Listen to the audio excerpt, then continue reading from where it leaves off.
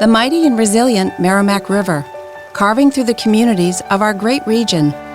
My name is Linda Lorden, proud president of Merrimack County Savings Bank, and like the river that serves as our namesake, we're a constant yet ever-changing presence. Because to us, it's bigger than banking. It's about powering communities and putting people first. It's about knowing where you came from and where you're going. That's Merrimack style.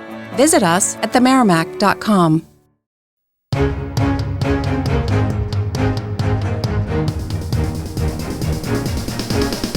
This is Washington Times front page for the first day of July, Monday, July 1st, 2024. Thanks for joining us. I'm George Gerbo.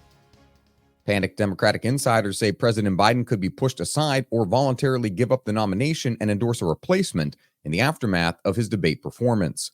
Jeff Murdoch, Susan Ferricchio, and Mallory Wilson report Democratic National Committee members lashed out at the Biden campaign for gaslighting them about the president's health, while the campaign accused nervous Democrats of bedwetting over the debate performance. The post-debate choices for Biden and Democrats are difficult, however, now that the Democratic presidential primary is over and nearly every delegate is pledged to the president.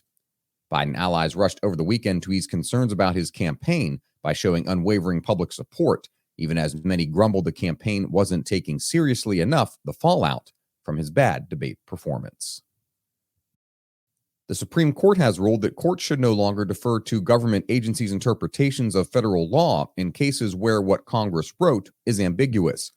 In a 6-3 ruling, Alex Sawyer and Stephen Dinan report the court overturned a 1984 decision known as Chevron that instructed lower courts to defer to federal agencies when laws passed by Congress are not crystal clear.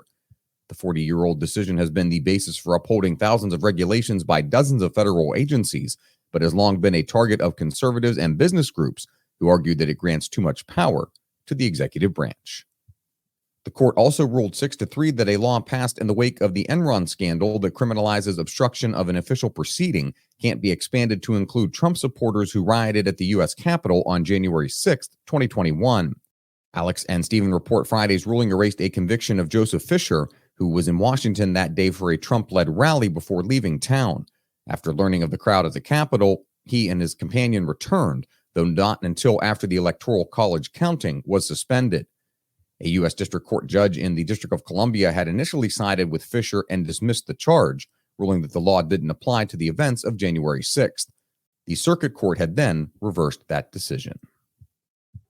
And finally, Ben Wolfgang looks at the results from Iran's presidential election this weekend, now headed to a runoff. Roughly 24.5 million Iranians voted, leaving two candidates, Masoud Pezeshkian and Saeed Jalili, as the top two vote-getters. The runoff is set for July 5th.